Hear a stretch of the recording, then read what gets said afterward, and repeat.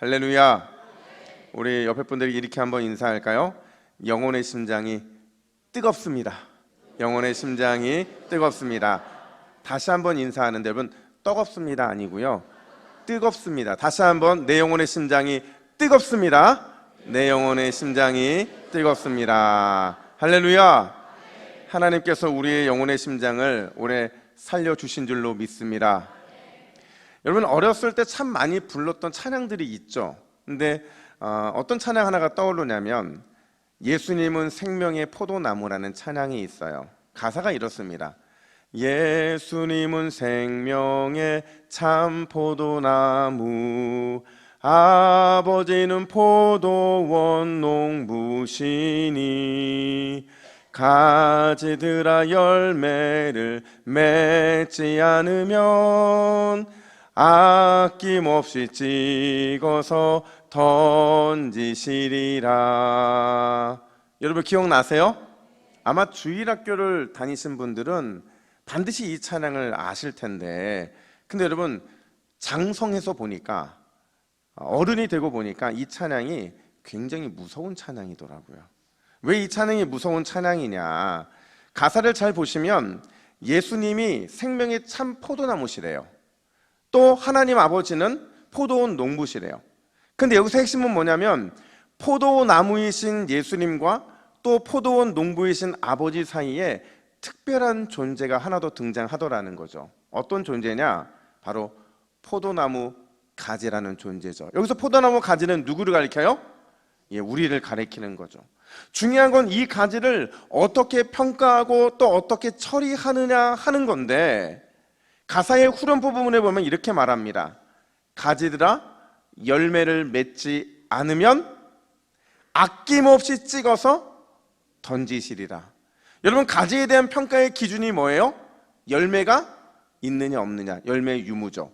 그럼 그 평가에 따라서 어떻게 하시겠다고 말씀하시느냐? 열매가 없으면 찍어서 던지신다고 말씀하고 계신 거죠. 그래서 이 찬양이 참 두렵고 무서운 겁니다. 며칠 전에 제가 어떤 분과 만나서 이런 대화를 나눴어요. 그분이 저에게 요즘 계속 회개 기도만 하게 된다 이렇게 말씀을 하시는 거예요. 그래서 제가 여쭤봤어요. 아니 왜 회개 기도만 하고 계십니까? 무슨 회개할 일을 좀 많이 하셨어요? 이렇게 여쭤봤더니 그분이 하시는 말씀이, 지금이 연말이잖아요. 이 연말이 되니까 지나왔던 한 해를 계속 돌아볼 수밖에 없게 되고, 돌아보다 보니까 주님 앞에서 너무 부끄럽고 창피한 것들만 생각이 나더라는 거예요. 그래서 이거 청산하지 않으면 안 되겠다 싶어서 계속 회개 기도만 하고 있다는 거죠. 그래서 제가 칭찬해 드렸어요. 왜 칭찬했느냐, 여러분 이 연말이 얼마나 바쁘고 분주합니까? 게다가 시국은 또 이런저런 일로 너무 어수선하잖아요. 그런데 이런 데에 신경 쓰지 않고 다른 데에 마음을 뺏기지 않고 자기의 속사람을 살필 수 있다?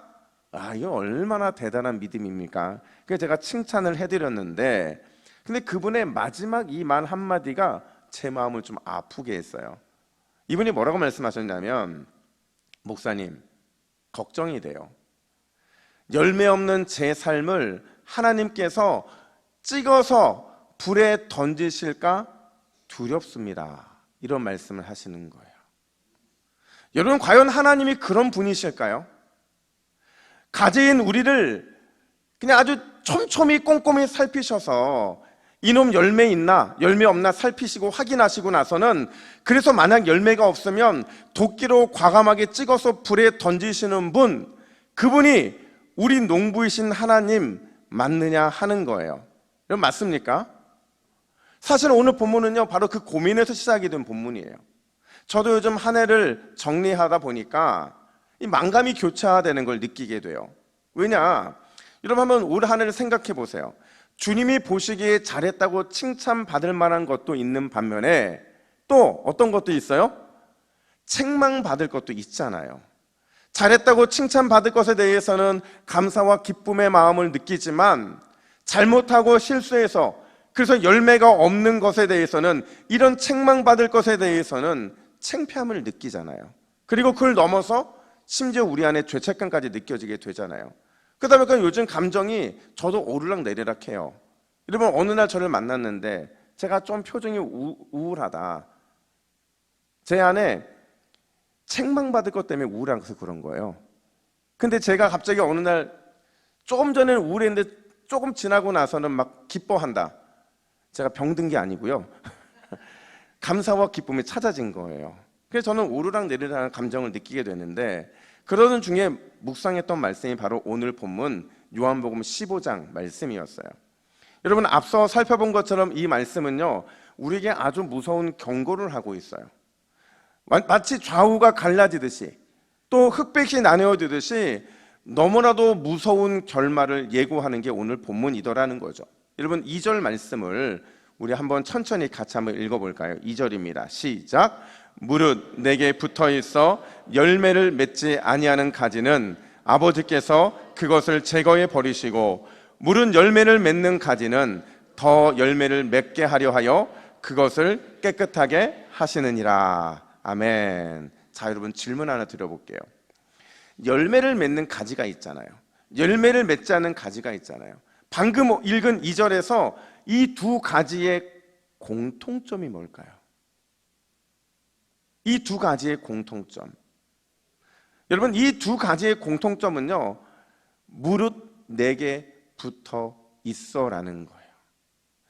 열매를 맺는 가지든 열매를 맺지 않는 가지든 포도나무이신 예수님께 붙어 있더라는 거죠.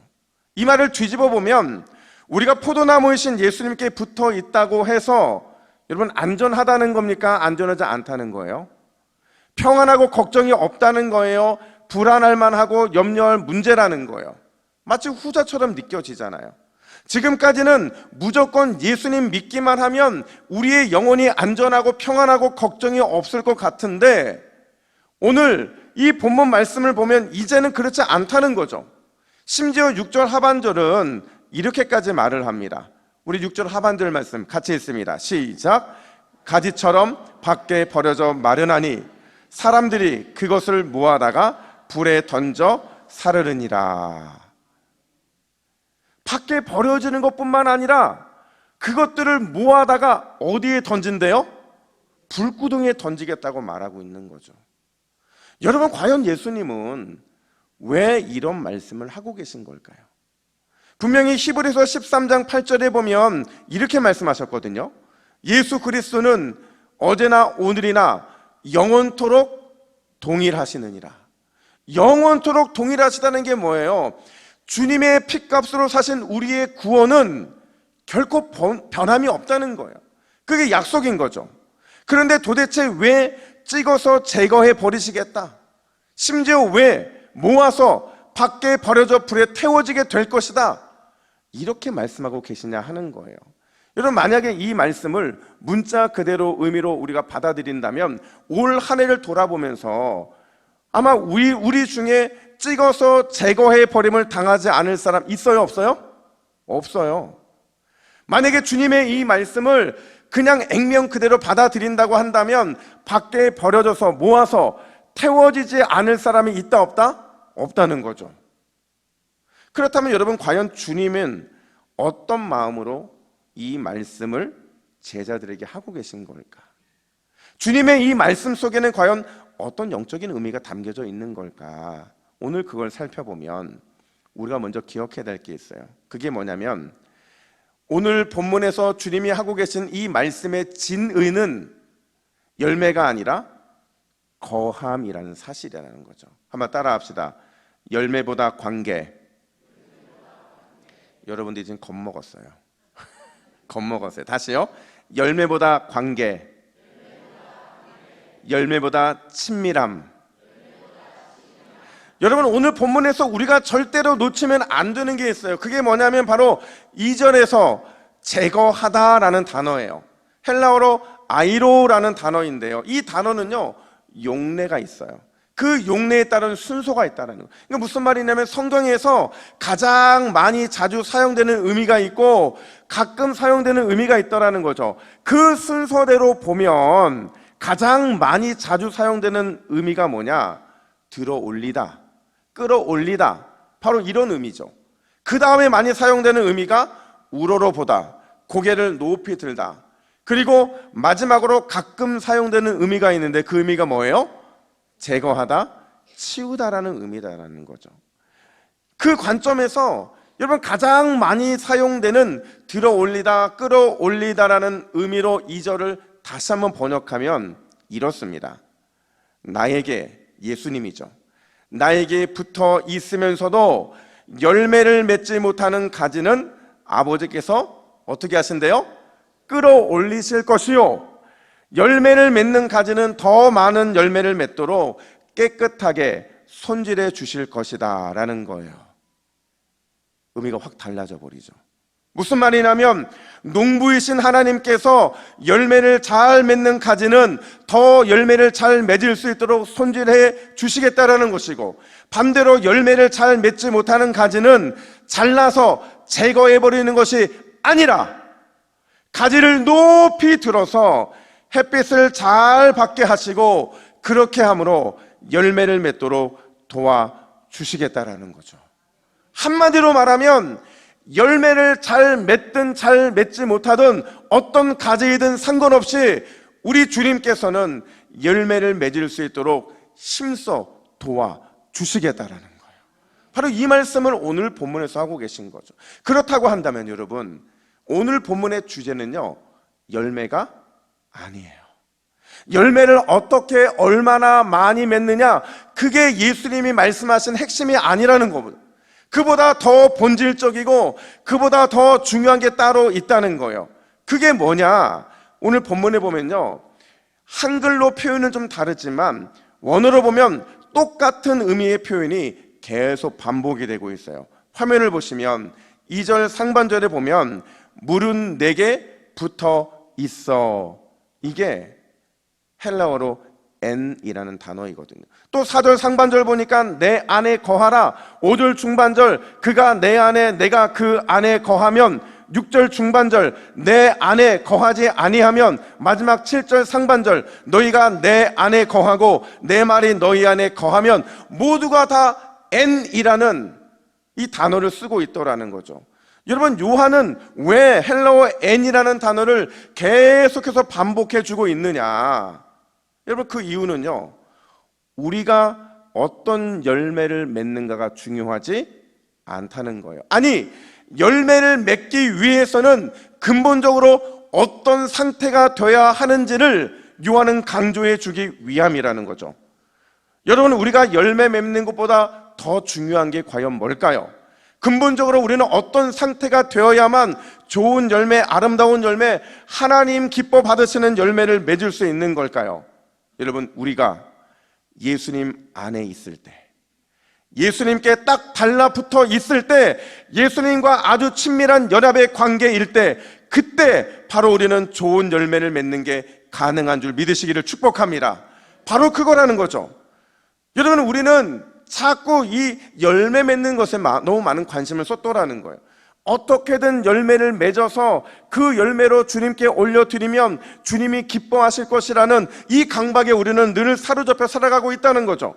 그런데 사실 우리 주님은요, 우리가 어떤 열매를 맺는지 그렇게 큰 관심이 없으세요. 우리 주님의 마음은 그보다는 우리가 당신과 연합해 있느냐, 당신 안에 당신과 내가 딱 달라붙어 있느냐, 그 관계의 친밀함 속에서 주님과 동행하고 있느냐, 바로 여기에 우리 주님의 마음이 있더라는 거예요. 근데 놀라운 건 뭔지 아세요? 이런 주님의 마음을 우리가 잘 이해하지 못할 때가 많다는 거예요. 또 때로는 알아요.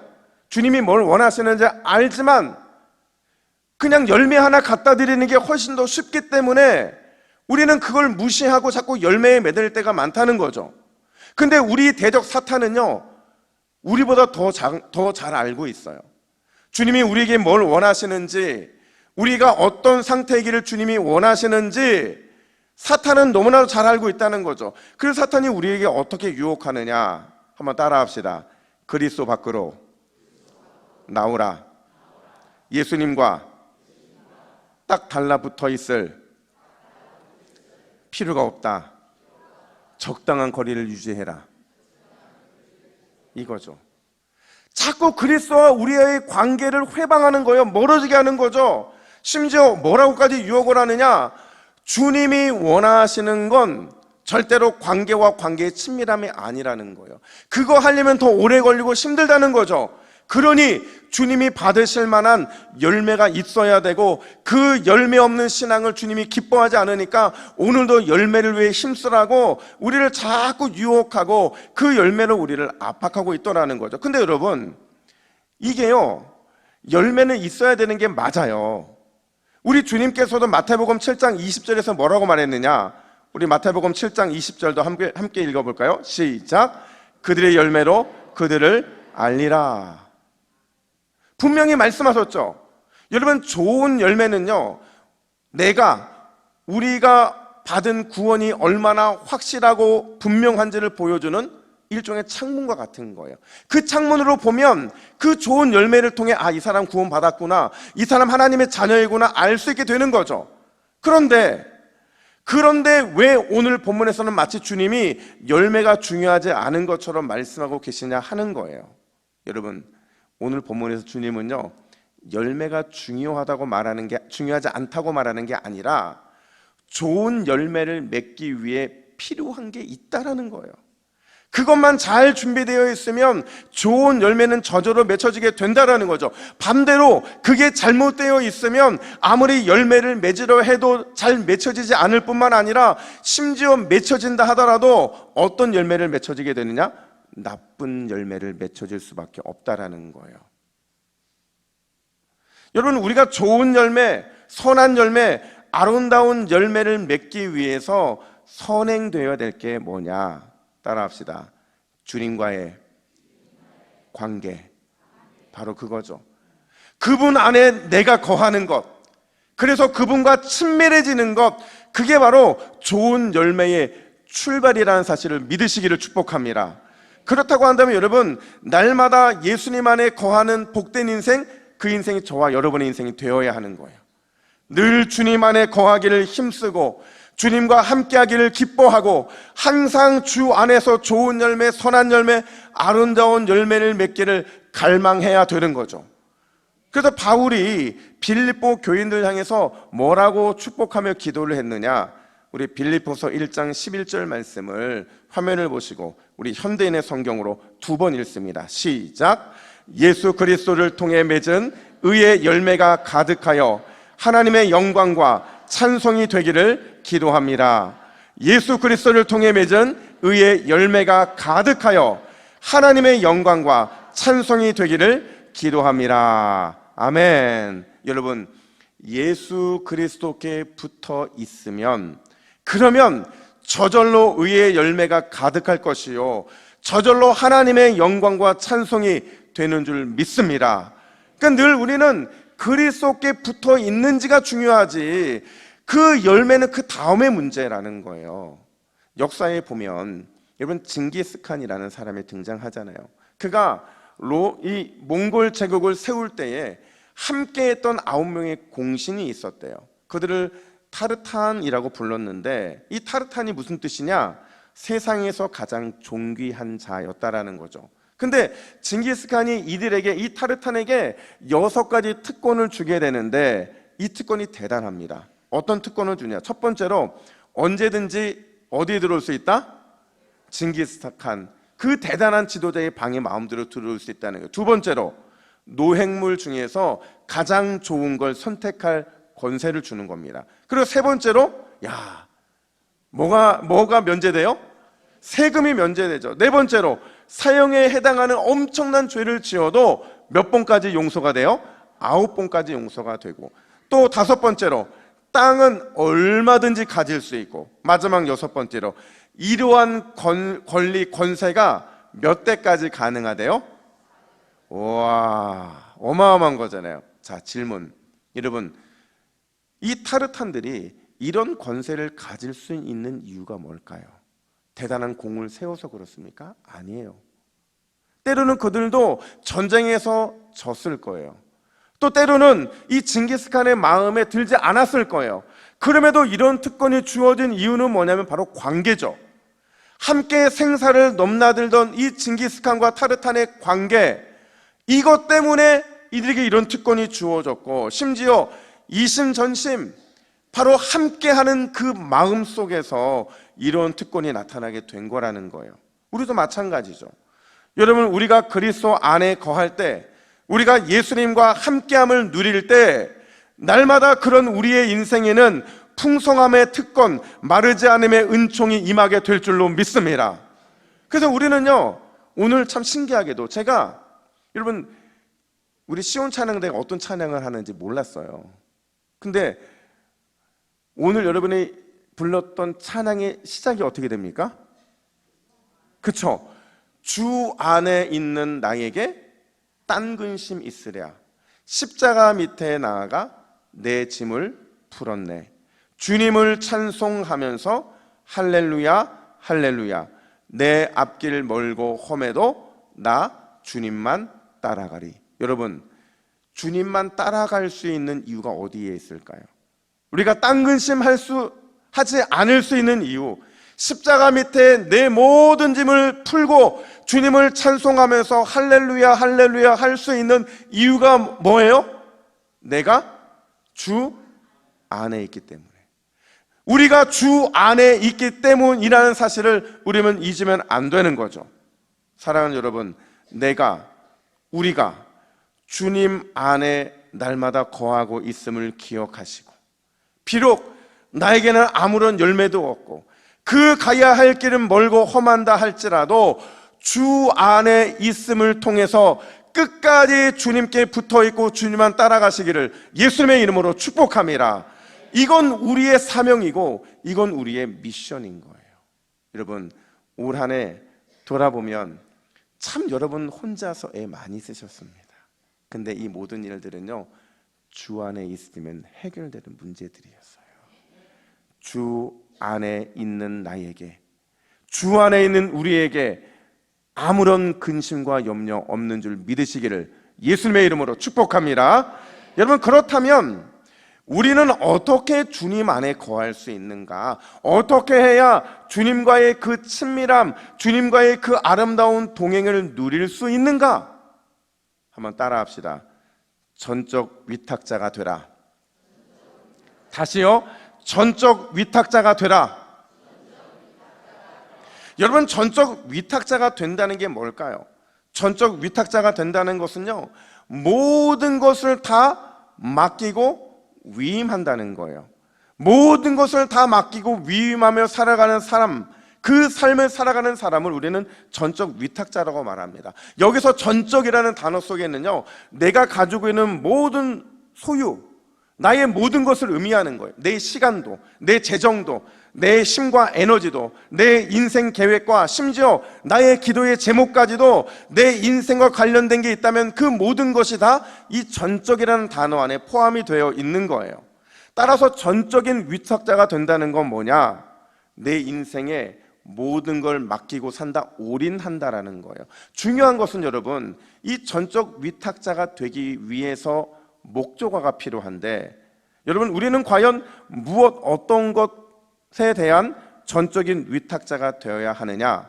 여러분, 3절 상반절 말씀 같이 읽을까요? 시작. 너희는 내가 일러준 말로. 또 7절 중반절 함께 했습니다. 시작. 내 말이 너희 안에 거하면. 자, 여러분, 우리 주님은 우리에게 분명하게 말씀하세요. 뭐라고 말씀하시느냐? 전적 위탁자의 목적어는, 따라합시다, 오직 주님의 말씀이다. 믿으십니까? 여러분, 이 표현을 이렇게 바꿀 수 있을 것 같아요.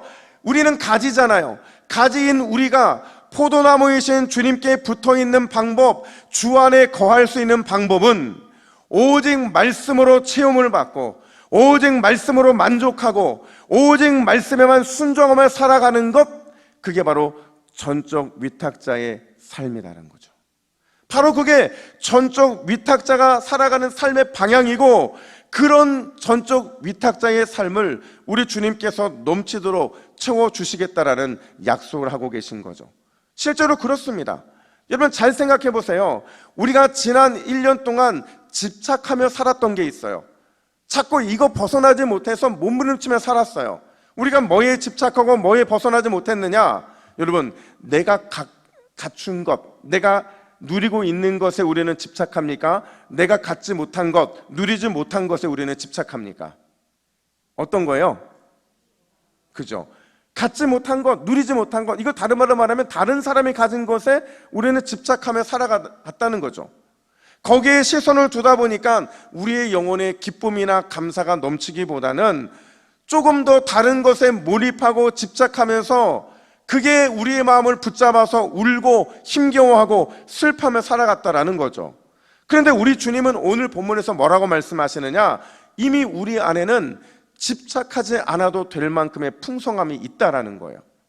이미 말씀하셔서 우리 안에 그 말씀이 가득 차고 넘침에 풍성함이 있다라는 거죠. 그 말씀의 풍성함 속에서 우리 인생의 여백은 채워질 것이고 인생의 부족함은 가득 넘치게 되며 그런 삶을 살아가게 된다면 반드시 마르지 않는 그 인생의 샘물이 우리의 삶에 터지게 될 거라는 거예요. 여러분, 하나님께, 하나님의 말씀에 내 모든 것을 위탁하면 인생의 메마름은 해결될 것이고 감당할 수 없는 넘침을 우리의 삶에 부어주게 될 줄로 믿으시기를 축복합니다. 그걸 우리 주님은 뭐라고 말씀하시느냐? 요한복음 7장 37절 38절 보면 이렇게 말합니다. 누구든지 목마르거든 내게로 와서 마시라. 나를 믿는 자가 누구예요? 그냥 믿는 게 아니라 모든 것을 주님께 위탁한 그 믿음의 사람들에게는 그 배에서 뭐가 흘러넘치겠대요? 생수의 강이. 여러분, 주님 주신 생수의 강을 날마다 넘치도록 경험하시기를 예수님의 이름으로 축복합니다. 약속된 거예요. 근데 문제는 뭐냐면 다 위탁하지 않으니까, 다 맡겨드리지 못하니까 나를 믿는 자에서 우리가 자꾸 넘어지니까 그 배에서 생수의 강이 흘러나올 수가 없는 거죠. 사랑하는 여러분, 기왕 믿을 거잖아요. 기왕 믿을 거 하나님과 그분의 말씀에 전적 위탁자가 되시기를 축복합니다. 한 번뿐인 인생이잖아요. 어제를 다시 사는 사람이 있습니까? 없어요. 한 번뿐인 인생이라고 한다면 다 맡기고 온전히 순종하며 멋진 위탁자로 살아가시기를 축원합니다. 물론 여러분, 이렇게 살아가는 거 어렵습니다. 전적인 위탁자가 된다는 것 절대로 쉬운 일이 아니에요. 오히려 내 뜻대로 내가 마음대로 살아가는 게 더 쉽다고 느껴지죠. 이 전적 위탁자로 살아가기 위해서는요, 내 안에 죄된 본성과 싸워야 되고요, 끊임없이 나를 죽여야 되고 예수로만 살아가고자 다짐하고 헌신하는 과정이 반드시 필요해서 이건 참 어려운 일이라는 거예요. 여러분, 그럼에도 우리가 전적인 위탁자로 살아가야 하는 이유, 그 이유에 대해서 영적 리더십이라는 책에서 헨리 블랙커비가 이렇게 말을 합니다. 우리 화면을 보시고 함께 읽습니다. 시작. 하나님을 알고 체험하는 것은 순종에 따른 점진적 노력이다. 아무리 하찮은 일일지라도 모든 순간 하나님께 순종할 때 하나님의 종은 더 친밀하게 그분을 알게 되며 믿음도 자란다. 그리하여 하나님이 다음에 무슨 일을 맡기셔도 감당할 수 있는 영적 성숙함에 이르게 된다. 믿으십니까? 여러분, 하나님의 종 전적 위탁자는요, 그 전적 위탁의 과정을 통해서 하나님을 알게 되고 그 알아가는 과정이 뭐로 나타나는? 믿음으로 나타나게 된다는 거죠. 그래서 다음에 뭘 맡기든지 감당할 수 있는 영적인 성숙함, 영적인 충만함, 영적인 풍부함을 누리게 된다라는 거예요. 여러분, 기억하세요. 하나님이 기뻐 받으시는 삶은요, 나를 완전히 하나님께, 그분의 말씀에 위탁하는 삶이에요. 그리고 그런 인생에 대한 약속이 뭐냐? 풍성함이고 흘러 넘침이라는 거죠. 그래서 이런 삶을 갈망하는 그런 우리의 마음속에는 날마다 이런 고백이 흘러나와야 돼요. 어떤 고백이냐? 주님 손에 맡겨드리리. 나의 삶 주님께. 주님 손이 나의 삶 붙드네. 나 주의 것 영원히. 주와 함께 걸어가리라. 모든 길을 주 신뢰해. 주 뜻 안에 나 살아가리. 주님, 주의 약속은 영원해. 그러면서 우리에게 어떤 믿음의 결단과 고백을 요구하느냐? 바로 이런 고백을 요구하는 거죠. 내가 믿는 분 예수, 내가 속한 분 예수, 삶의 이유 대신에 내 노래돼. 내가 믿는 분, 내가 믿는 분 예수, 내가 속한 분 예수, 삶의 이유 대신에 내 노래 돼. 다시 한번 믿음으로 고백합니다. 내가 믿는 분 예수, 내가 속한 분 예수, 삶의 이유 대신에 내 노래 대신에 전심으로. 여러분, 이런 결단으로 살아가시겠습니까? 2024년도 마지막 주일이잖아요. 여러분, 이 주일에 지난 51주를 생각하고 뒤돌아보면서 다시 전심으로 내가 주님 안에 거하겠습니다, 모든 것 주님께 맡겨드리겠습니다, 이렇게 믿음으로 결단하시기를 축복합니다. 우리가 이 결단으로 나아가면 결국에 하나님께서는 그런 우리의 인생에 지금까지 누려보지 못한 풍성함과 흘러 넘침의 기적을 허락해 주실 줄로 믿습니다. 여러분, 여러분과 제가 믿는 분 예수님이시고, 우리가 속해 있는 분 예수님, 그분이 우리의 삶의 이유가 되실 줄로 믿습니다. 그 믿음의 결단으로 승리하는 저와 여러분 되기를 예수님의 이름으로 축복합니다. 기도하겠습니다. 하나님 아버지, 우리의 인생은 그리스도 안에 거할 때, 예수님과 친밀한 교제 안에 있을 때, 그때가 가장 행복하고 복된 인생인 줄 믿습니다. 뿐만 아니라 우리의 인생은 오직 예수 그리스도께 온전히 맡겨드리는 전적 위탁자의 삶이 될 때, 그때 가장 풍성함과 흘러 넘침의 기적이 나타날 줄로 믿습니다. 주여, 우리의 인생을 붙들어 주셔서 얼마 남지 않은 2024년 다시 예수 안에 거하고 다시 전적으로 위탁하는 믿음을 통해서 날마다 놀라운 기적의 수혜를 우리 모두가 누릴 수 있도록 인도하여 주시옵소서. 세상 모두가 흠모하는 놀라운 기적의 주인공들이 모두 다 되게 하여 주시옵소서. 감사드리며 이 모든 말씀을 우리의 힘과 능력이 되어 주시는 예수 그리스도의 이름으로 기도하옵나이다. 아멘.